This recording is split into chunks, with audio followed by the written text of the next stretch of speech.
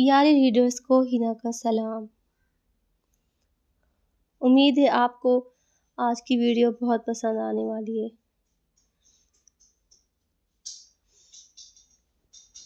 بہت ہی خوبصورت سی ایک کہانی ہے، حقیقت پہ مبنی۔ دلاور نے کمرے میں آتے ہی ہانیہ پر غصہ نکالنا شروع کر دیا۔ وہ آنکھیں پھاڑ کر حیرت سے دلاور کو گھورنے لگی۔ آپ میرے ساتھ کیا کرنے والے ہیں؟ اس کا لہجہ کانپ رہا تھا اور اس کا وجود بھی کانپ رہا تھا۔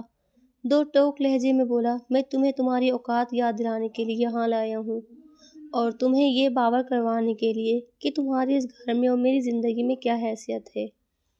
اپنے آنسوؤں پر کنٹرول کرنے کے باوجود بھی کچھ آنسو اس کی آنکھوں سے ٹوٹ کر گالوں پر آ کر ٹھہر گئے تھے، جسے دلاور نے اپنے ہاتھوں کے پوروں سے بے دردی سے صاف کیا تھا۔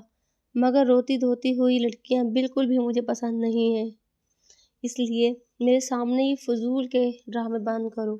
جب بھی میں کسی عورت کو روتے ہوئے دیکھتا ہوں تو مجھے کوفت ہوتی ہے۔ ہانیہ اسے کہنا چاہتی تھی کہ تمہاری بھی ایک بیٹی ہے، کیا تم اپنی بیٹی کے بارے میں بھی یہی گمان رکھتے ہو؟ لیکن وہ یہ کہنے کا حوصلہ نہیں کر پائی تھی۔ دلاور کا کوئی بھروسہ نہیں تھا، اسے اپنے کمرے کی کھڑکی سے اٹھا کر باہر بھی پھینک دیتا۔ ہانیہ نے خوف سے اپنے لبوں پر زبان پھیری اور تیزی سے وہ ہاں میں گردن ہلانے لگی۔ دلاور نے بے ساختہ اس کی گردن پر اپنا ہاتھ رکھا اور ذرا سا اس کے قریب ہوا۔ تم صرف اور صرف 5 سال تک میری زندگی میں رہو گی۔ جب میری بیٹی تھوڑی سی سمجھدار ہو جائے گی تو اس وقت تم خود ہی میری زندگی سے نکل جاؤ گی۔ یہ الفاظ نہیں تھے، بلکہ پگھلا ہوا سیسا تھا جو کسی نے ہانیہ کے کانوں میں انڈیلا تھا۔ اسے تو کچھ اور ہی کہا گیا تھا۔ بڑی بیگم کی باتیں اس کے دماغ کے کسی کونے پر ہتھوڑے کی طرح لگ رہی تھی۔ مگر ہانیہ نے بولنا چاہا، دلاور نے اس کے لبوں پر انگلی رکھ دی۔ جب میں بات کر رہا ہوں تو بولنے سے پرہیز کیا کرو، ورنہ اس کی سزا ملے گی۔ اس نے بہت بے دردی سے اس کے نچلے ہونٹ کو اپنے انگوٹھے کی مدد سے مسلا تھا۔ وہ بے بسی سے لب کاٹنے لگی تھی۔ آپ کے کہنے کا یہ مطلب ہے کہ میں صرف 5 سال تک آپ کی زندگی میں رہوں گی؟ ہاں تو ٹھیک سمجھی، ایسا ہی ہے۔ اور اگر اس دوران انایا کو میری عادت ہو گئی؟ تم اس چیز کی فکر مت کرو، میں اسے سنبھال لوں گا۔ اگر مجھے یہ کہنا پڑا کہ تم مر گئی ہو تو مجھے اس سے بھی کوئی مسئلہ نہیں، اور ہو سکتا ہے واقعی میں تمہیں جان سے بھی مار دوں۔ یہ سن کر ہانیہ کے پورے وجود میں سنسنی سی دوڑ گئی تھی۔ اس نے یہ تو سن رکھا تھا کہ دلاور ایک بہت ہی ظالم اور خود پرست انسان ہے، لیکن وہ اس قدر خطرناک ہوگا یہ اس کے وہم و گمان میں بھی نہیں تھا۔ دلاور اس کے چہرے پر پھیلے ہوئے خوف کے رنگوں کو دیکھ کر بہت انجوائے کر رہا تھا۔ اب اگر اس لڑکی نے دلاور کی زندگی میں زبردستی شامل ہونے کی غلطی کی تھی تو اسے سزا کاٹنا بھی تو بنتا ہے، اور دلاور اسے اسی چیز کی سزا دے رہا تھا۔ ہمارے درمیان جو بھی باتیں ہوں گی وہ ہم دونوں کے درمیان رہیں تو اچھا ہے۔ اگر میری امی کو جا کر بتایا یا پھر دادی جان کو جا کر تم نے کچھ بھی بتایا تو انجام کی ذمہ دار تم خود ہی ہوگی۔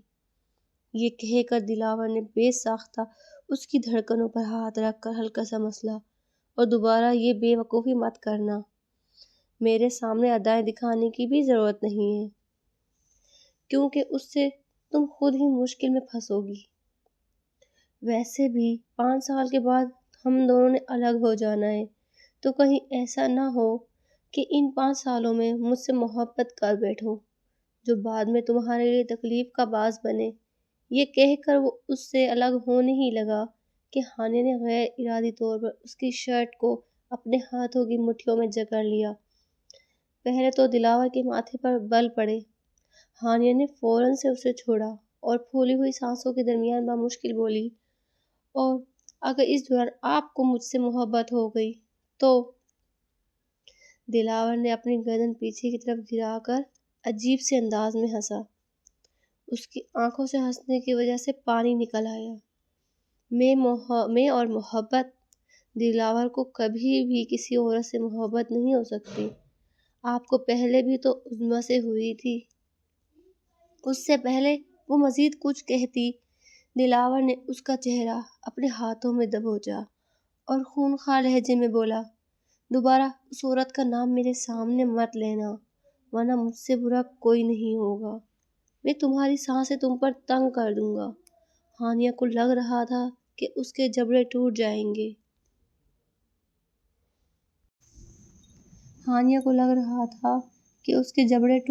گے۔ تکلیف کے مارے اس کی حالت خراب ہو گئی تھی۔ مجھے درد ہو رہا ہے، اس نے کراتے ہوئے کہا۔ دلاور نے ایک جھٹکے سے اسے پیچھے کی طرف دھکا دیا اور اٹھ کھڑا ہوا۔ روز رات کے وقت تم میرے کمرے میں ہی آ کر سویا کرو گی، لیکن یہ سب کچھ صرف اور صرف گھر والوں کو دکھانے کے لیے ہوگا۔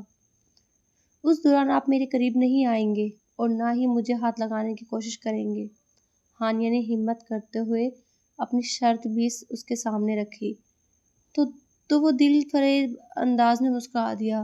اگر تمہیں لگتا ہے کہ میں ایسا کروں گا تو یہ تمہاری بہت بڑی غلط فہمی ہے۔ وہ بے بسی سے اسے دیکھ کر رہ گئی۔ خود وہ اپنی مرضی کی شرطیں رکھوا رہا تھا، لیکن اس کی ایک بات بھی ماننے کے لیے تیار نہیں تھا۔ اگر تو تم اپنے آپ کو مجھ سے بچا سکتی ہو چھوٹی سی لڑکی، تو پھر بچا لو، سب کچھ تمہارے ہاتھ میں ہے۔ وہ ایک بار پھر سے اس کی گردن میں ہاتھ ڈال کر اسے اپنے نزدیک کر چکا تھا، مگر اس بار اس نے کوئی گستاخی نہیں کی تھی۔ تھوڑی دیر تک ہانیہ کے کانپتے ہوئے ہونٹوں کو دیکھنے کے بعد وہ اس سے دور ہو گیا اور صوفے پر جا کر بیٹھ گیا۔ میں نے دائی کو بھی آج سے فارغ کر دیا ہے۔ اب سے تم میری بیٹی کو ڈبے والا دودھ پلایا کرو گی۔ یہ شروع میں تھوڑا سا مشکل ہوگا، لیکن اسے عادت ہو جائے گی۔ میں نے ڈاکٹر سے بات کی ہے اور اسے کسی بھی قسم کی کوئی تکلیف نہیں ہونی چاہیے، اور اگر تم نے اس کی طرف سے ذرا سی بھی لاپرواہی کی تو میں تمہیں فارغ کر دوں گا۔ یہ سن کر ہانیہ کا دل ڈوب کر رک رہا تھا۔ وہ شخص واقعی میں خود سر اور ظالم تھا۔ نکاح کے وقت اس کے دل میں اس کے لیے جو تھوڑے سے جذبات پروان چڑھے تھے وہ بھی ختم ہو چکے تھے۔ وہ خاموشی سے سر جھکا کر کھڑی اپنے ہونٹ کاٹ رہی تھی۔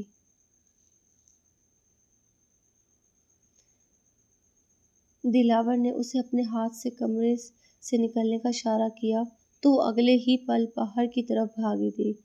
لان میں جا کر گہرے گہرے سانس لینے لگی۔ اس کو لگ رہا تھا کہ اس کا دل پھٹ جائے گا۔ اسے بڑی بیگم صاحبہ نے سب کچھ جھوٹ کہا تھا۔ آج اسے شدت سے اپنی یتیمی کا بھی احساس ہو رہا تھا۔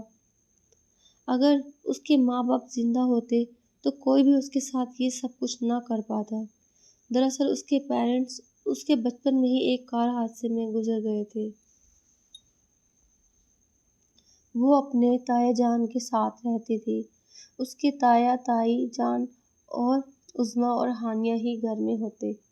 دلاور تایا کے بزنس پارٹنر سرفراز کا بیٹا تھا۔ انہوں نے عظمیٰ اور دلاور کی شادی بھی صرف اور صرف ایک بزنس ڈیل کی وجہ سے کی تھی۔ عظمیٰ کو دلاور سے بالکل بھی محبت نہیں تھی۔ وہ اپنے ایک دور کے کزن کو پسند کرتی تھی اور اسی سے شادی کرنا چاہتی تھی۔ اس کے لیے اس نے گھر سے بھی بھاگنے کی کوشش کی، لیکن پکڑی گئی۔ اس کے بعد تایا نے اسے بہت مارا اور کمرے میں بند کر دیا۔ شادی بھی لیٹ ہو گئی تھی۔ پھر جب وہ سنبھلی تو دوبارہ سے ٹھیک ہوئی تو تایا جان نے دلاور کے گھر والوں کو بلا کر سادگی سے نکاح پڑھا دیا۔ رشتہ طے ہونے سے لے کر شادی تک ہانیہ کو ان لوگوں کے سامنے جانے کی اجازت نہیں تھی۔ اس کی تائی مہناز صاحبہ کو ہر وقت یہی ڈر لگا رہتا کہیں ایسا نہ ہو کہ دلاور کے گھر والے ہانیہ کی معصومیت دیکھ کر اس کے دیوانے نہ ہو جائیں، کیونکہ پہلے بھی ایسا ہی ہو چکا تھا۔ جب بھی کوئی رشتہ عظمیٰ کے لیے آتا تھا تو وہ ہانیہ کو پسند کر کے چلے جاتے تھے، اور اس وجہ سے عظمیٰ اور ہانیہ کی آپس میں بھی نہیں بنتی تھی۔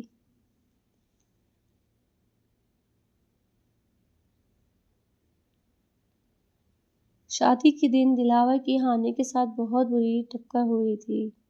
وہ گرتے گرتے بچی تھی اور پھر اس دن ہانیہ نے اپنی کمر پر ہاتھ رکھ کر دلاور کو سخت سخت باتیں سنائیں۔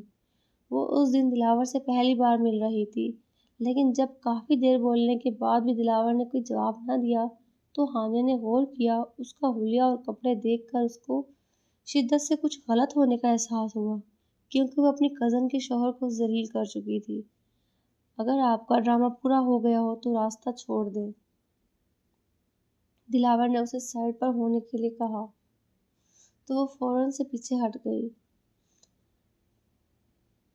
دراصل دلاور کو اس وقت عظمیٰ نے بات کرنے کے لیے سائڈ پر بلایا تھا۔ وہ چاہتی تھی کہ دلاور شادی کے وقت انکار کر دے، مگر وہ اتنا بے وقوف نہیں تھا جو یہ سب کچھ کر کے اپنے باپ کی جائیداد کو ہاتھوں سے گنوا بیٹھتا۔ شادی کی رات ہی دلاور نے عظمیٰ کو صاف الفاظ میں سمجھا دیا تھا کہ اب تم میری بیوی ہو اور میرے ساتھ وفادار بن کر رہنا۔ اور پھر ولیمے کی رسم کے لیے دلاور نے عظمیٰ سے اپنا حق بھی وصول کیا، کیونکہ وہ اسے اب واقعی میں اپنی بیوی ماننے لگا تھا اور چاہتا تھا اس کے ساتھ پرسکون زندگی کا آغاز کرے۔ اس دوران عظمیٰ نے احتجاج کیا، واویلا مچایا، مگر کوئی فائدہ نہ ہوا، جس کے بعد عظمیٰ کے دل میں دلاور کے لیے مزید نفرت بڑھ گئی اور وہ دلاور کی پابندیوں کے باوجود اپنی منمانی کرتی تھی۔ بعد میں جب وہ امید سے ہوئی تو اس نے اپنا بچہ بھی ختم کروانے کی ناکام کوشش کی، تو دلاور نے اس پر سختی کرنے پر مجبور ہو گیا تھا۔ بیٹی کی پیدائش کے 3 ماہ بعد ہی عظمیٰ دلاور کو چھوڑ کر اپنے عاشق کے ساتھ چلی گئی اور اس نے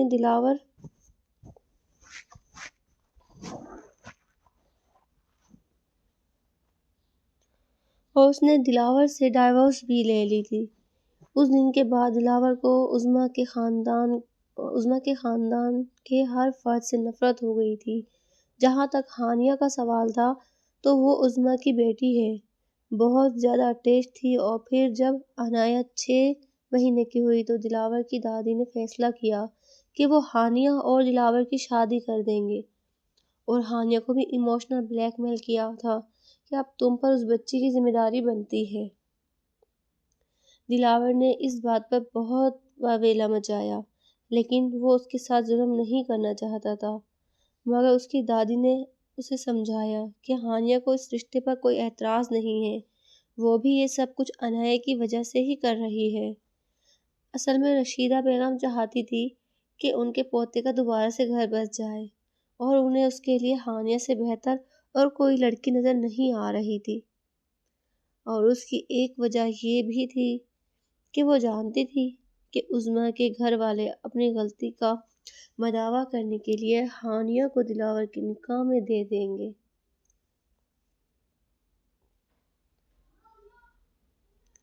اور اس پر کوئی اعتراض بھی نہیں کریں گے۔ ان کی خوش قسمتی یہ تھی کہ جیسا انہوں نے سوچا تھا ویسا ہی ہوا تھا۔ یوں ہانیہ دلاور کے نکاح میں آ گئی تھی۔ اس کو لگ رہا تھا اب وہ ساری زندگی اسی کے ساتھ رہے گی، لیکن یہ 5 سال والی بات سن کر اب ہانیہ کو ہر چیز سے نفرت محسوس ہو رہی تھی۔ ادھر عظمیٰ اور ارسلان نکاح کر لیتے ہیں۔ شروع میں وہ بہت خوش ہوتے ہیں۔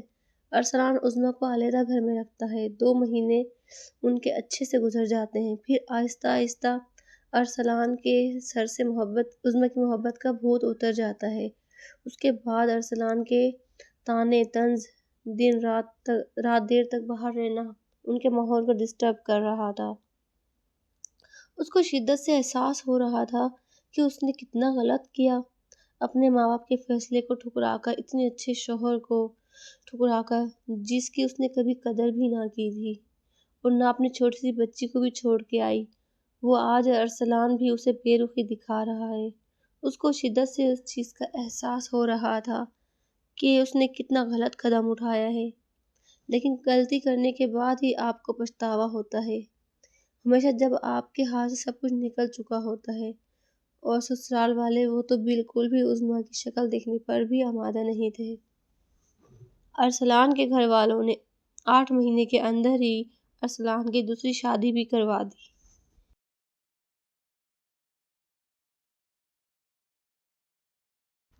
اور اس بہو کو اپنے ساتھ ہی رکھا۔ اب ارسلان بھی مجھ سے محبت نہیں کرتا، بس ایک مجبوری کی طرح اس نے مجھے رکھا ہوا ہے۔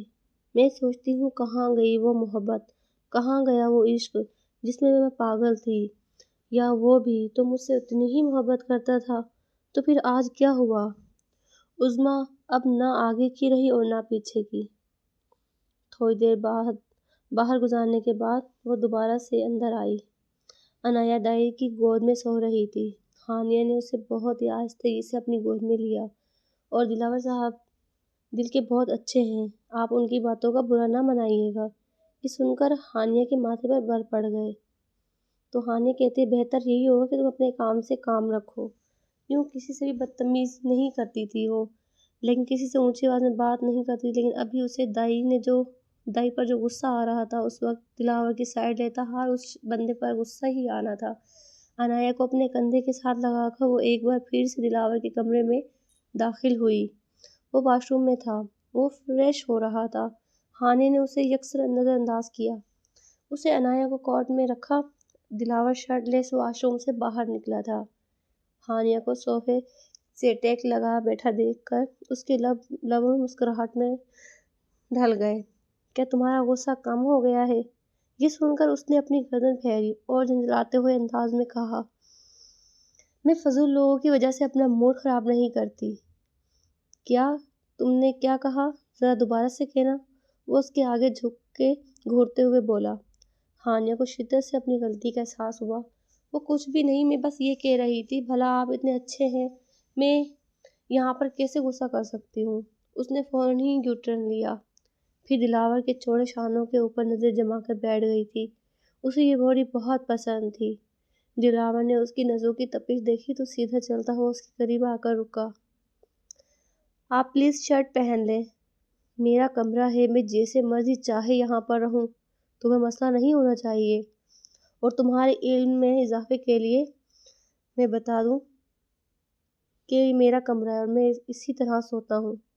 چلو تم بھی بیڈ پر آ کر لیٹ جاؤ، کافی رات ہو گئی ہے، صبح تمہیں جلدی اٹھنا ہوگا اور مجھے آفس کے لیے تیار بھی کرنا ہوگا۔ یہ سب کچھ تو میری ذمہ داریوں میں نہیں تھا، مسٹر، تم پھر سے میرے ساتھ بحث کر رہی ہو لڑکی۔ اس کی چھوٹی سی ناک کو چھوتے ہوئے وہ بولا، جبکہ وہ برا سا منہ بنا کر بیٹھ گئی تھی۔ ویسے تمہاری عمر کیا ہے؟ دلاور نے سرسری سی نظر اس کے چہرے پر ڈالتے ہوئے کہا تھا، لیکن اگر وہ غور سے دیکھتا تو پھر سے اس کا دل مچلنے لگتا۔ ابھی میں صرف 18 سال کی ہوں، اس نے لٹ مار انداز میں جواب دیا۔ پھر یہ قربانی دینے کی کیا ضرورت تھی؟ تمہیں تو اچھا انسان بھی مل سکتا تھا۔ دیکھیں مسٹر، میں نے جو کچھ بھی کیا اپنی بیٹی کے لیے کیا ہے، یہ کہہ کر اس نے پیار سے عنایہ کی گالوں کو چھوا تھا، جبکہ وہ اس کے لہجے میں نرمی اور محبت محسوس کرتا ہوا حیران رہ گیا۔ ایک طرف عنایہ کی سگی ماں تھی جو اسے چھوڑ کر جا چکی تھی، جس نے دوبارہ پلٹ کر اپنی بیٹی کی خبر لینے کی بھی کوشش نہیں کی تھی، اور دوسری طرف یہ لڑکی جس کا عنایہ کے ساتھ کوئی خونی رشتہ بھی نہیں تھا، لیکن اس کے باوجود بھی اس کے لیے اپنی زندگی وقف کرنے کے لیے تیار ہو گئی تھی۔ میری بیٹی واقعی میں بہت خوش قسمت ہے۔ میں لائٹ آف کر رہا ہوں، جلدی سے بیڈ پر آ کر لیٹ جاؤ۔ نہیں، مجھے آپ کے ساتھ نہیں سونا، میں یہاں صوفے پر ہی سوؤں گی۔ آپ کا کیا بھروسہ؟ دلاور نے کندھے اچکا دیے۔ صوفے پر؟ تمہاری کمر اکڑ جائے گی۔ میں اپنی زندگی میں ایک بار سو کر دیکھ چکا ہوں، لیکن تمہیں مناسب لگ رہا ہے تو پھر ٹھیک ہی ہے، میں زیادہ اصرار نہیں کروں گا۔ وہ اطمینان سے بیڈ پر سیدھا لیٹ گیا تھا۔ آگے بڑھ کر اس نے لائٹ آف کر لی۔ اب ہانیہ کو صحیح معنوں میں خوف محسوس ہونے لگا۔ پلیز لائٹ آن کر دیں، مجھے اندھیرے میں بہت ڈر لگتا ہے اور مجھے اندھیرے میں نیند بھی نہیں آتی، دلاور نے دو بدو جواب دیا۔ دوسری طرف کروٹ بدل کر لیٹ گیا۔ وہ کافی دیر تک سونے کی کوشش کرتی رہی، لیکن بار بار ڈر اس کے دماغ پر حاوی ہو رہا تھا۔ اچانک باہر بالکنی میں بلی نے گملہ گرا دیا۔ ہانیہ کی حالت بہت خراب ہوئی۔ وہ خوف سے چیخیں مارتی ہوئی دلاور کی طرف بھاگی۔ اگلے پل زور سے اس کے سینے کے ساتھ جا کر لگی۔ اس کی دھڑکنیں اس کے سینے سے جب ٹچ ہوئی تو اس کے اندر آگ بھڑکنے لگی۔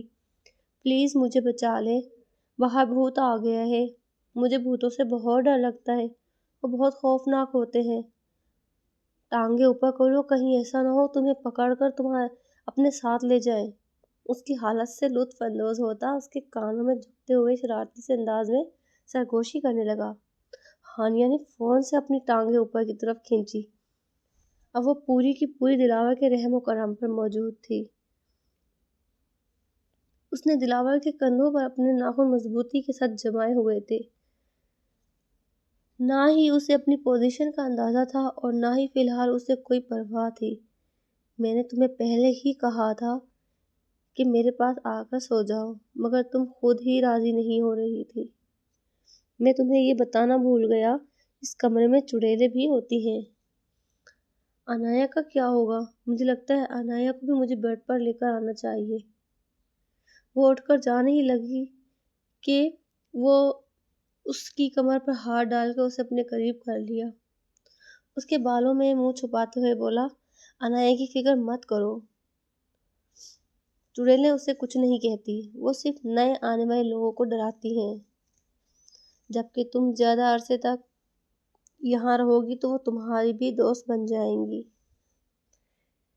نہیں، مجھے ان سے دوستی نہیں کرنی، یہ کہہ کر ہانیہ چھوٹے بچوں کی طرح پھوٹ پھوٹ کر رونے لگی۔ جبکہ دلاور حیران رہ گیا تھا، وہ تو اس کے ساتھ مذاق کر رہا تھا اور اسے ڈرانے کے لیے یہ سب کچھ بول رہا تھا۔ تو اس کے وہم و گمان میں بھی یہ نہیں تھا کہ وہ واقعی میں اس قدر بے وقوف نکلے گی۔ اس نے غیر ارادی طور پر اپنے انگوٹھے سے بہت ہی پیار سے اس کے آنسو صاف کیے اور اس کے گالوں پر اپنے ہاتھ رکھتے ہوئے بولا، اگر تم چاہتی ہو کہ میں ان کو یہاں سے بھگا دوں تو تمہیں اس کے لیے میری بات ماننی ہوگی۔ اس کا لہجہ بھاری ہو گیا تھا، جبکہ اس کی آنکھوں میں خمار اتر آیا تھا۔ کمرے میں موجود زیرو بلب کی روشنی میں اسے دلاور کی چمکتی ہوئی آنکھیں صاف نظر آ رہی تھی۔ اچانک ہی اس نے اپنی اور دلاور کی نزدیکی کا بھی احساس ہوا تو وہ تیزی سے پیچھے کی طرف کھسکی۔ مگر دلاور کے شکنجے سے نکلنا اتنا آسان نہیں تھا۔ کیا مطلب ہے آپ کا؟ کون سی بات ماننی ہوگی؟ وہ اپنی لرزتی ہوئی پلکوں کو جھکاتے ہوئے بولی، تم آلریڈی سمجھ گئی ہو میں کس بارے میں بات کر رہا ہوں۔ یہ کہہ کر دلاور نے اسے زور سے اپنے سینے سے بھینچ لیا اور ادھر ہانیہ کی حالت مزید خراب ہونے لگی تھی۔ آپ نے تو مجھے کہا تھا کہ میں آپ کی زندگی میں صرف سو جاؤ، مجھے نیند آ رہی ہے۔ اس چھوٹے سے دماغ پر زیادہ زور نہ ڈالو۔ اس کے بالوں میں انگلیاں چلاتے ہوئے وہ بولا۔ تھوڑی ہی دیر میں دلاور نیند کی گہری وادیوں میں چلا گیا تھا، لیکن ہانیہ کی نیندیں اڑ چکی تھی۔ اچانک ہی باہر سے پھر سے بلی گزری تو ہانیہ نے زوردار چیخ ماری۔ دلاور اور گہری نیند سے جاگا تو اس کے ماتھے پر لاتعداد بال پڑ گئے تھے۔ کیا مسئلہ ہے تمہارا؟ وہ یکدم دہاڑا۔ وہ چھوٹے بچوں کی طرح اس کی گود میں بیٹھ گئی اور اس کے گلے میں بازو ڈال کر دہاڑے مار کر رونے لگی۔ دلاور کے ہاتھ پاؤں پھول گئے، کیونکہ دوسری طرف سے انایا بھی جاگ گئی تھی اور اب اس کے رونے کی آواز اور ہانیہ کی آواز کے ساتھ مکس ہو رہی تھی۔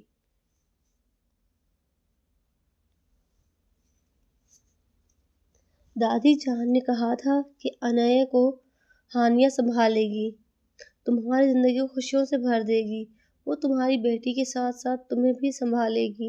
لیکن یہاں پر تو سب کچھ الٹا ہو گیا تھا، ہر چیز دلاور کو ہی سنبھالنا پڑ رہی تھی۔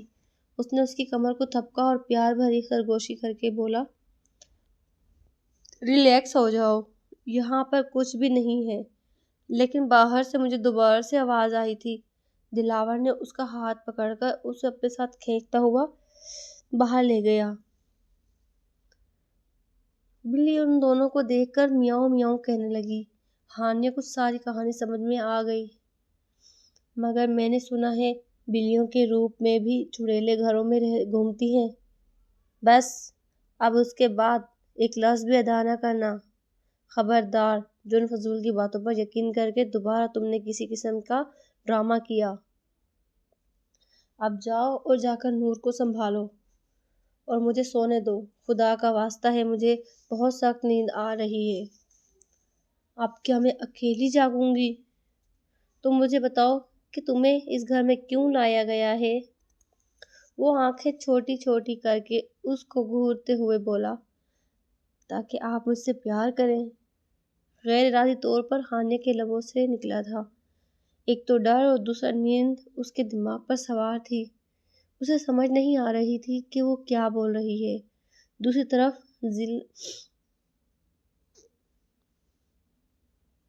طرف دلاور کی آنکھیں چمکیں، تو پھر وہ کام کیوں نہیں کرتے؟ ہانیہ نے یکدم ہی اس کی بات کو نظر انداز کیا اور اندر کی طرف بھاگی۔ عنایہ کو اٹھا کر وہ کوئی بھی سوال کیے بغیر کمرے سے نکل گئی تھی۔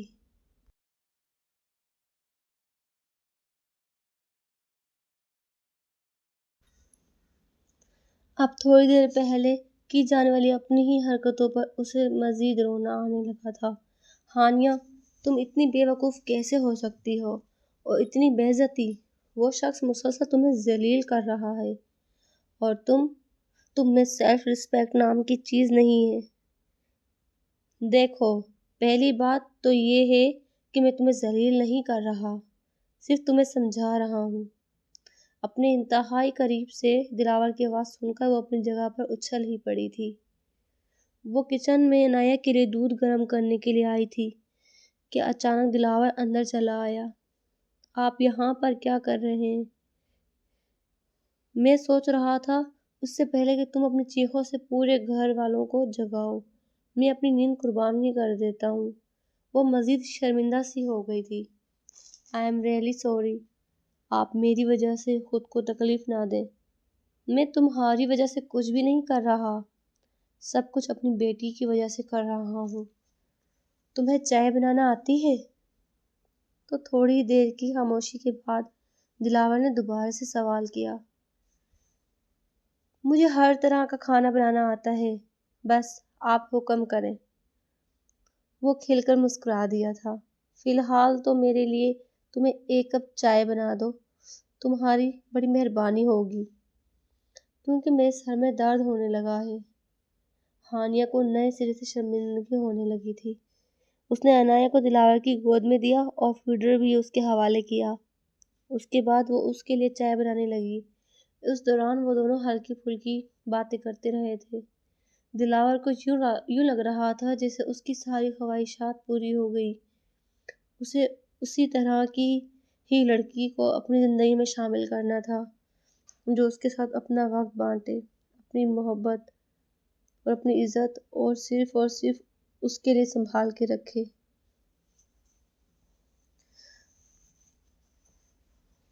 دلاور کا پہلا ایکسپیرئنس جو کہ عظمیٰ کے ساتھ تھا، وہ بہت ہی خوفناک تھا۔ اسی وجہ سے وہ اب ہانیہ پر بھی یقین نہیں کر پا رہا تھا۔ وہ سمجھتا تھا کہ سب عورتیں ایک جیسی ہی بے وفا ہوتی ہیں۔ اس کے ساتھ دل نہیں لگانا چاہتا تھا، لیکن اس لڑکی کی معصومیت اور چھوٹی چھوٹی شرارتیں اسے نہ چاہتے ہوئے بھی اس کی طرف مائل کرنے پر مجبور کر رہی تھی۔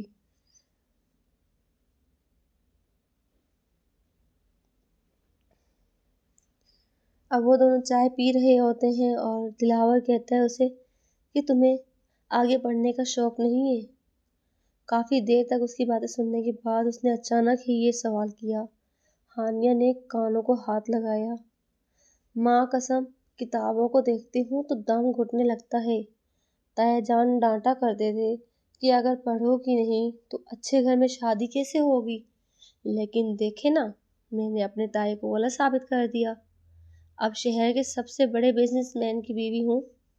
وہ الگ بات ہے کہ صرف 5 سال تک ہی ہوں، لیکن اس دوران میں اچھے خاصے پیسے اکٹھے کر لوں گی کہ ساری زندگی اپنی گزارا کر سکوں۔ چائے فوارے کی صورت میں دلاور کے لبوں سے نکلی۔ وہ اس کی چالاکی پر اشکر اٹھا۔ ہانیہ نے بھی دوبارہ سے زبان اپنے دانتوں میں داب لی۔ پلیز میری بات کو سیریس نہ لیجیے گا۔ اس وقت نیند کے نشے میں ہونا، انسان بعض اوقات نشے میں ہی سچ بولتا ہے، اس لیے میں تمہاری ساری باتیں میں نے پتھر پر لکھ لی ہیں اور کوشش کروں گا اس پر عمل بھی کروں۔ چلو اب کمرے میں آ کر سو جاؤ۔ انایا جاگ رہی تھی مگر کھیل رہی تھی۔ ہانیہ کمرے میں تو چلی گئی لیکن پھر وہ انایا کے ساتھ ہی سوئی تھی۔ صبح جب دلاور اٹھا تو وہ بیڈ کے کونے میں لیٹے ہوئے چھوٹے چھوٹے خراٹے لے رہی تھی۔ تو اس کا ارادہ اسے اٹھا کر اپنے کام کروانے کا تھا، لیکن اسے اچھا نہیں لگا۔ اس نے ہانیہ کو ویسے ہی سونے دیا اور خود ہی اپنے کپڑے پریس کرنے لگا۔ وہ اپنی بدلتی ہوئی کیفیت پر حیران ہو رہا تھا اور سوچ رہا تھا کہ ایک ہی رات اور دن میں آخر اس لڑکی نے ایسا کون سا جادو کر دیا ہے کہ وہ اپنے فیصلے سے پیچھے ہٹ رہا ہے۔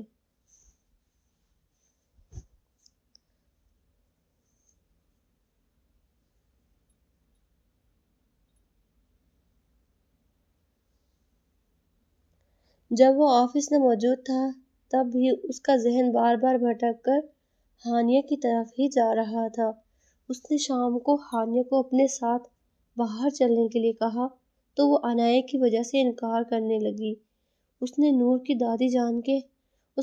دادی جان کے حوالے کیا اور زبردستی ہانیہ کو ڈنر پہ لے گیا۔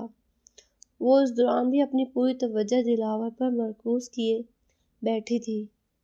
ایک بار بھی اس نے اپنے آگے پیچھے نظر اٹھا کر نہیں دیکھا۔ دلاور کو اس پر مزید پیار آ رہا تھا کیونکہ وہ ان لڑکیوں میں سے بالکل بھی نہیں تھی جو دوسرے مردوں کو اپنی طرف متوجہ کرتی۔ ہانیہ کو کہے بغیر ہی ہانیہ نے گھر سے نکلنے سے پہلے ہی ایک بڑی سی چادر لی تھی۔ اس میں اس قدر حسین لگ رہی تھی کہ کھانے کے دوران بھی اس نے وہ چادر اتارنے کے لیے نہیں کہا۔ وہ نہیں چاہتا تھا کوئی اور اس کی بیوی کے حسن کو دیکھے۔ اگلے چند روز بہت خوشگوار تھے۔ ہانیہ کی کم عقلی اور بے وقوفی کبھی کبھار تو دلاور کو مکمل طور پر گھما دیتی تھی اور کبھی کبھار اسے ہنسنے پر مجبور کر دیتی۔ اس کی زندگی یکدم ہی ایڈونچر سے بھرپور ہو گئی تھی۔ ہر 2 روز کے بعد ہی ہانیہ کوئی نہ کوئی بات لے کر روتی ہوئی اس کے پاس آتی اور وہ بچوں کی طرح اسے سمجھاتا اور پھر اس کے دل کو پرسکون کرتا۔ بعض اوقات تو ایسا ہوتا کہ ہانیہ اور انایا کا باجا ایک ساتھ ہی سٹارٹ ہو جاتا تھا۔ ان دونوں کی شادی کو تقریباً 2 مہینے گزر چکے تھے لیکن ابھی تک ان دونوں کے درمیان کوئی بھی تعلق قائم نہیں ہوا تھا۔ دلاور کو اپنے دل میں اس کے لیے محبت محسوس کرنے لگا تھا اور یہ پہلی بار ہوا تھا کہ اسے کوئی لڑکی اچھی لگی تھی اور وہ کسی عورت سے پیار کر بیٹھا تھا۔ دوسری طرف ہانیہ بھی اس کے نزدیک جانا چاہتی تھی مگر ڈرتی تھی کہ کہیں ایسا نہ ہو کہ سب کچھ ایک خواب کی طرح ٹوٹ جائے۔ اس نے اپنے اوپر کنٹرول کر کے رکھا ہوا تھا۔ ایک دن دلاور جلدی گھر واپس آ گیا۔ جیسے وہ کمرے کے اندر داخل ہوا سامنے ہانیہ شیشے کے سامنے کھڑی تھی۔ اس نے ساڑی پہن رکھی تھی جو کہ بیک لیس تھی اور اس کا بلاؤز بھی چھوٹا سا تھا جس سے اس کا سارا پیٹ نظر آ رہا تھا اور سلیوز بھی نہیں تھی۔ وہ بہت حسین اور دلکش لگ رہی تھی۔ اس وقت دل عجیب سی انداز میں دھڑکا تھا۔ دراصل ہانیہ کو جتنے بھی کپڑے ملے تھے آج وہ سارے پہن کر چیک کر رہی تھی۔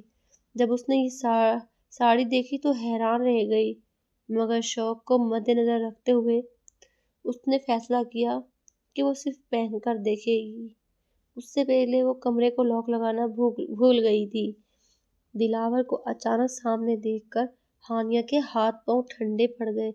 وہ جلدی سے پلٹی اور اپنے پلو کو سنبھالنے کی کوشش کرنے لگی۔ اس لباس میں خود کو چھپانا اس کے لیے مشکل ہو رہا تھا اور دلاور کی نظریں اس کے سراپے پر جمی ہوئی تھی۔ وہ مسحور کن انداز میں دھیرے دھیرے قدم بڑھاتا ہوا اس کے بالکل قریب آ کھڑا ہوا۔ ہانیہ نے گھبرا کر نظریں جھکا لی۔ اس کا دل اتنی تیزی سے دھڑک رہا تھا جسے ابھی سینے سے باہر نکل آئے گا۔ دلاور نے نہایت نرمی سے اپنا ہاتھ بڑھایا اور اس کے کندھوں پر بکھرے ہوئے ریشمی بالوں کو ہٹا کر ایک طرف کر دیا۔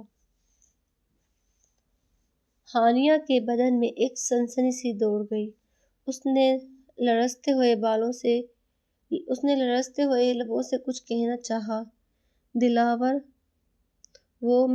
اس نے اپنا انگوٹھا اس کے لبوں پر رکھ کر اسے خاموش کروا دیا۔ اس کی آنکھوں میں گہری تپش تھی جو ہانیہ کو پگھلا رہی تھی۔ دلاور نے ہانیہ کے دونوں ہاتھوں کو اپنی گرفت میں لیا اور انہیں اس کے سر کے اوپر دیوار کے ساتھ لگا دیا۔ اب وہ مکمل طور پر دلاور کے حصاب میں تھی اور دیوار سے لگی بے بسی سے اسے دیکھ رہی تھی۔ دلاور اس کے چہرے کے قریب ہوا۔ ہانیہ کو اس کی گرم سانسیں سے اپنے گالوں پر محسوس ہونے لگی تھی۔ اس نے اس کے کان کے پاس جھک کر اور پیار بھری سرگوشی کی۔ لگتا ہے آج تمہارا مجھے بیہوش کرنے کا ارادہ ہے۔ ہانیہ نے شرم سے آنکھیں موند لی۔ اس کی پلکیں تیزی سے لرز رہی تھیں۔ اس نے اپنے لب اس کے کندھے کے قریب کی اور ساڑی کی اسٹرپ کو آہستہ سے نیچے کی طرف سرکا دیا۔ ہانیہ کے منہ سے ایک بے چین سی سسکی نکلی۔ دلاور نے اس کے برہنہ کندھے پر اپنے ہونٹ رکھ دیے۔ اس کی قربت سے گھبرا کر دور جانے کی کوشش کرنے لگی لیکن دلاور کی گرفت مضبوط تھی۔ اس نے ایک بار پھر سے اپنی طرف کھینچا اور پہلے سے بھی زیادہ شدت کے ساتھ اس کی گردن کو چومنے لگا۔ ہانیہ کا سارا وجود کانپ رہا تھا۔ اس کی سانسیں پھولنے لگیں۔ اسی دوران دلاور کا دوسرا ہاتھ ہانیہ کے برہنہ پیٹ پر رینگنے لگا۔ لمس کی اس شدت نے ہانیہ کو مدہوش سا کر دیا۔ اس نے اپنا گرا ہوا پلو سنبھالنے کی کوشش کی لیکن دلاور نے بڑی مہارت سے اس کا پلو پکڑ کر پیچھے کی طرف گرا دیا۔ اب اس کے سامنے کوئی رکاوٹ نہیں تھی۔ اس کا سینہ دلاور کی نظروں کے سامنے واضح تھا۔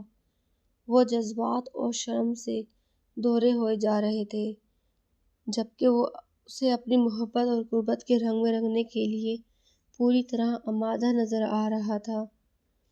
ابھی وہ سنبھل بھی نہ پائی تھی کہ اس نے ساڑی کی ڈور سے اسٹرپ کو بھی آہستگی سے نیچے گرا دیا۔ ہانیہ کے لبوں سے بے اختیار بے چین سی سسکی نکلی جو کمرے کی خاموشی میں بھی صاف سنائی دے رہی تھی۔ اس کا پلو پہلے ہی ڈھلک چکا تھا۔ اب دلاور کی نظریں اس کے لرزتے ہوئے وجود پر جمیں۔ ہانیہ نے گھبرا کر اپنے ہاتھ دلاور کے سینے پر رکھے تاکہ اسے دور کر سکے لیکن وہ اب کہاں پیچھے ہٹنے والا تھا اور نہ ہی اب اس میں اتنی ہمت تھی کہ وہ پیچھے ہٹتا۔ اس نے جھک کر ہانیہ کے گلابی اور کانپتے ہوئے ہونٹوں کو اپنی دسترس میں لیا۔ یہ لمس اتنا شدت سے بھرا تھا کہ ہانیہ کا سانس گلے میں ہی اٹک کر رہ گیا۔ شروع میں وہ تھوڑا ہچکچائی لیکن اگلے ہی لمحے اس کے اپنے ہاتھ غیر ارادی طور پر دلاور کی گردن کے گرد حمائل ہو گئے۔ دلاور کا ایک ہاتھ ہانیہ کی کمر سے ہوتا ہوا سامنے کی طرف آیا کہ تیز دھڑکنوں کو اپنی گرفت میں لے لیا۔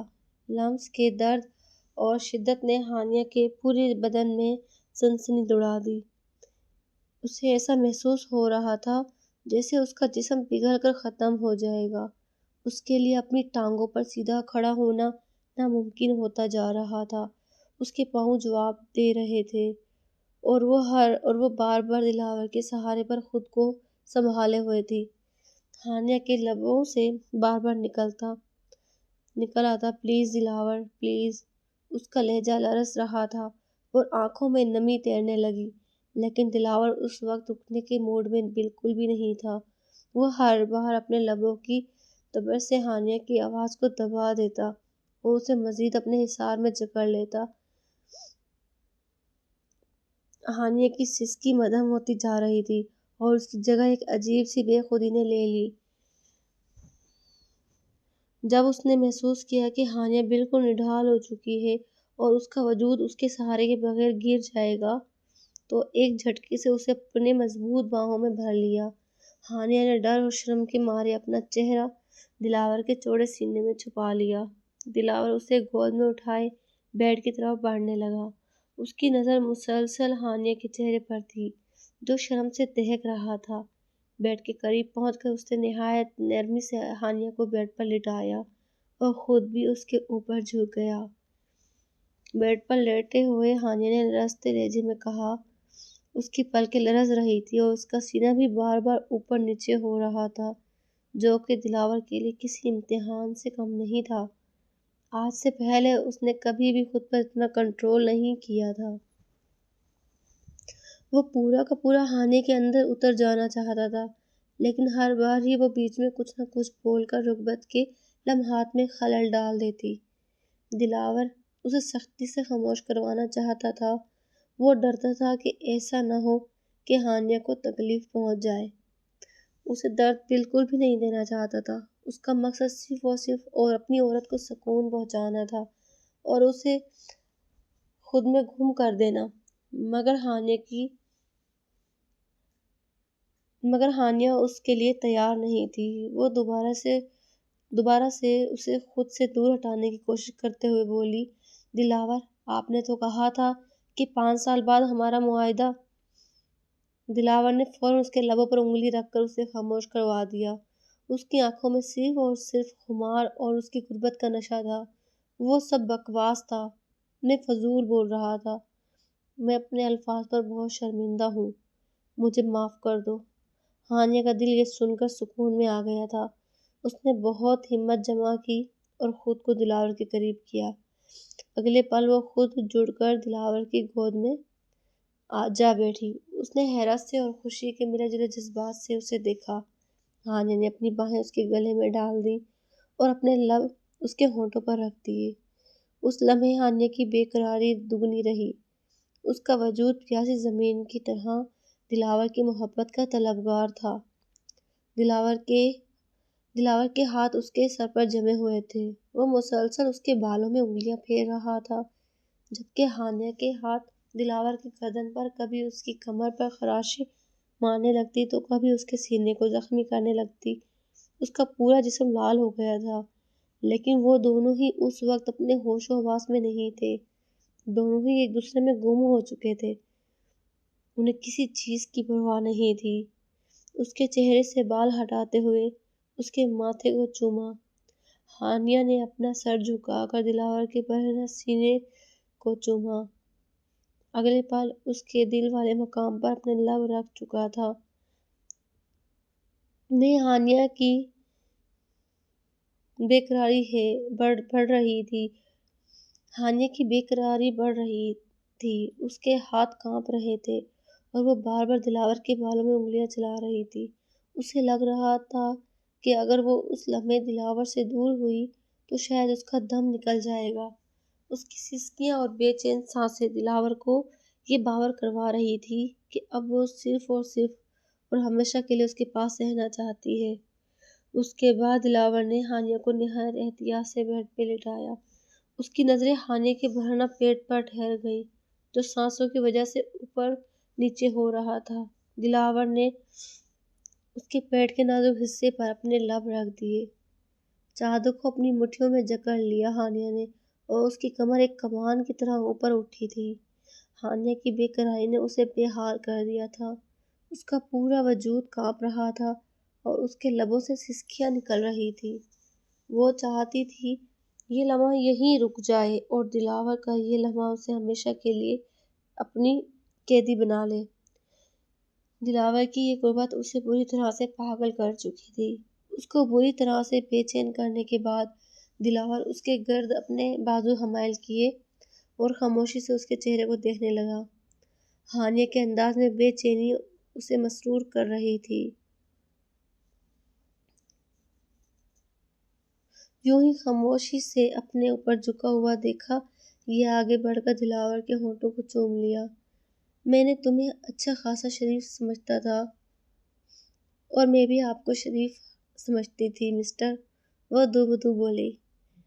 وہ اپنے ہوش و حواس میں نہیں تھی۔ اس نے ہانیہ کی آنکھوں میں دیکھا دلاور پلیز، مجھے ڈر لگ رہا ہے، ابھی اس سب کے لیے ذہنی طور پر تیار نہیں ہوں، میں نے سنا ہے یہ سب بہت تکلیف دہ ہے، پلیز مجھے تھوڑا وقت دیں۔ اس کی آنکھوں سے آنسو ٹوٹ کر اس کے گال پر گرا، جسے دیکھ کر دلاور کا دل پگھل گیا۔ اس نے نہایت نرمی سے ہانیہ کا چہرہ اپنے دونوں ہاتھوں میں لیا اور اس کی پیشانی پر اپنے لب رکھتے ہوئے نرم لہجے میں سرگوشی کی۔ میری جان، ڈرو مت، میں تمہارا شوہر ہوں، کوئی دشمن نہیں، میں تم سے وعدہ کرتا ہوں کہ میں تمہیں ذرا سی بھی تکلیف نہیں ہونے دوں گا، بہت احتیاط سے سب کروں گا، تمہیں خود کو مجھ پہ چھوڑ دو اور مجھ پر یقین رکھو۔ اس وقت ان تسلی بخش الفاظ نے ہانیہ کے اندر کے خوف کو کسی حد تک کم کر دیا تھا۔ اس نے دلاور کی آنکھوں میں محبت اور تڑپ کو دیکھا تو اس کا وجود آہستہ آہستہ ڈھیلا پڑنے لگا۔ دلاور نے اسے اپنے دونوں مضبوط بازوؤں کے حصار میں لیا اور ایک بار پھر اس کے لبوں کو اپنی دسترس میں لے لیا تاکہ اسے مکمل طور پر سکون دے سکے۔ ہانیہ نے اپنی آنکھیں موند لی اور دلاور کی قربت کو محسوس کرنے لگی۔ اس نے نہایت محبت کے ساتھ اپنا حق وصول کرنا شروع کیا، نہ اس بات کا بھی خیال رکھا کہ ہانیہ کو کسی قسم کی گھبراہٹ نہ ہو۔ ہانیہ کی سسکیاں یہاں بے چینی سے بھری ہوئی تھیں، اس کی قربت میں بری طرح سے مدہوش ہوتی جا رہی تھی، جبکہ دلاور اس کی مدہوشی کو انجوائے کر رہا تھا۔ وہ معصوم سی ہانیہ اس روپ میں کمال لگ رہی تھی اور غضب ڈھائے جا رہی تھی۔ دلاور کو آج شدت سے اس چیز کا احساس ہوا تھا۔ اس رات حویلی کے اس کمرے میں خاموشی گواہ تھی کہ ہانیہ اور دلاور اب صحیح معنوں میں ایک دوسرے کے ہو چکے تھے اور ان کے درمیان موجود تمام فاصلے اور ڈر ہمیشہ کے لیے ختم ہو گئے تھے۔ لیکن جب روشنی دلاور کے کمرے میں داخل ہوئی، اس وقت اس کی آنکھ کھلی۔ اس نے نیمو آنکھوں سے اپنے پہلو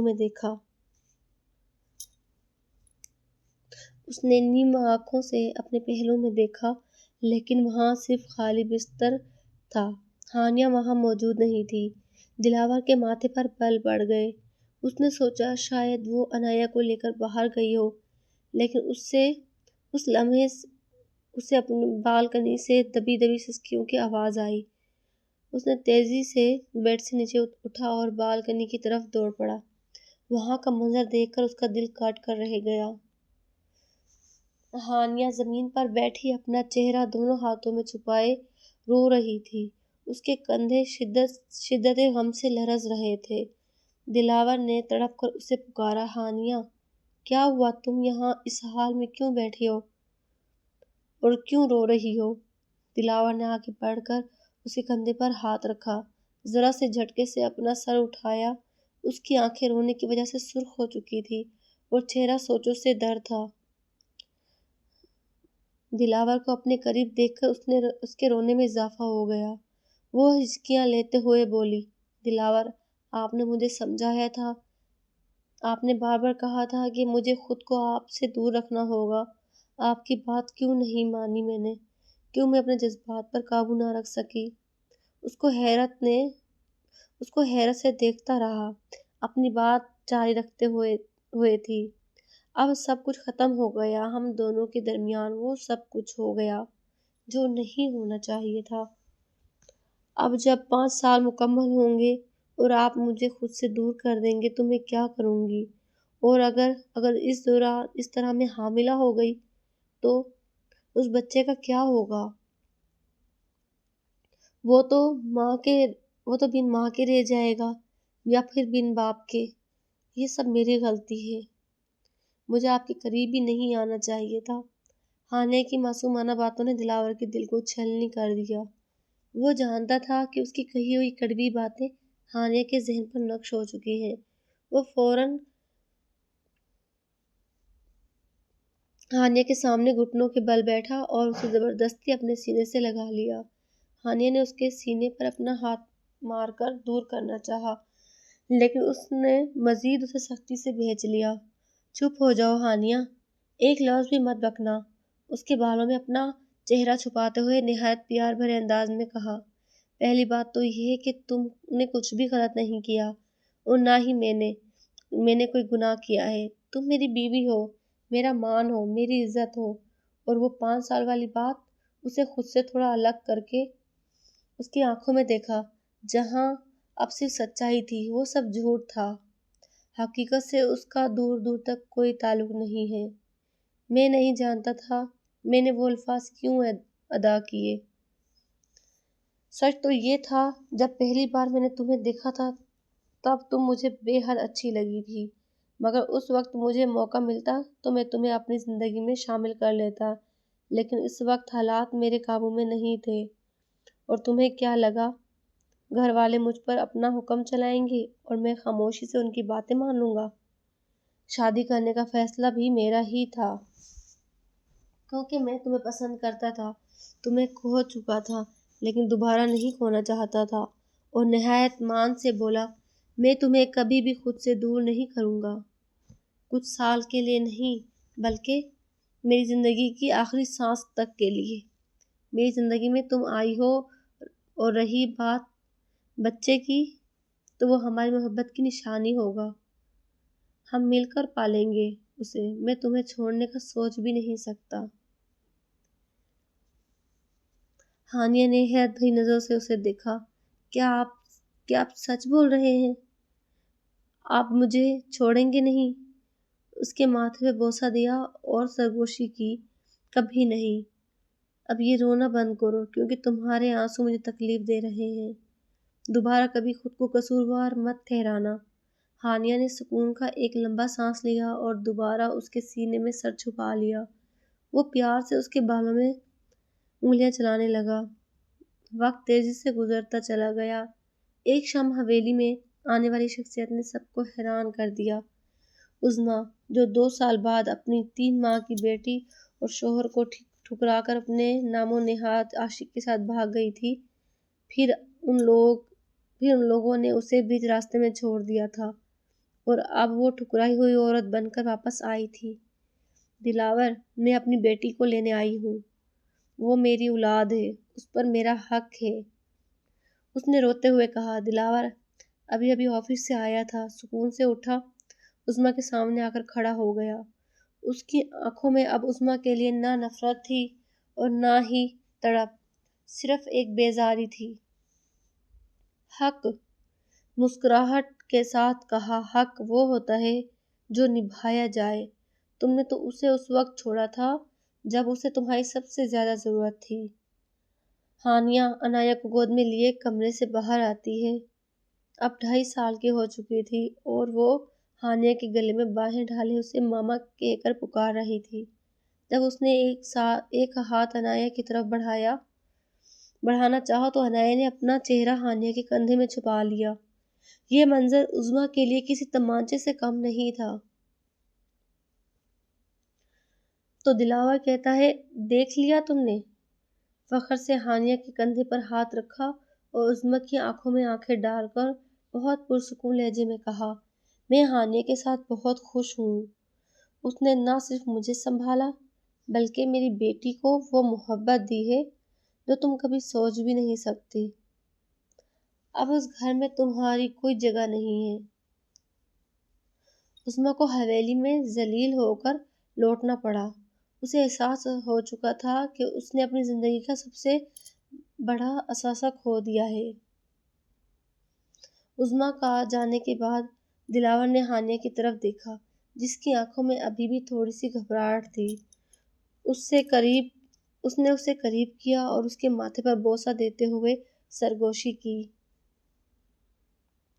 ہانیہ کی بے وقوفیاں، دلاور کی محبت اب ایک دوسرے کا لازم و ملزوم حصہ بن چکی تھی۔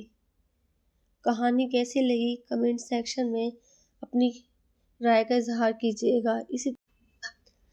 تب تک کے لیے اللہ حافظ۔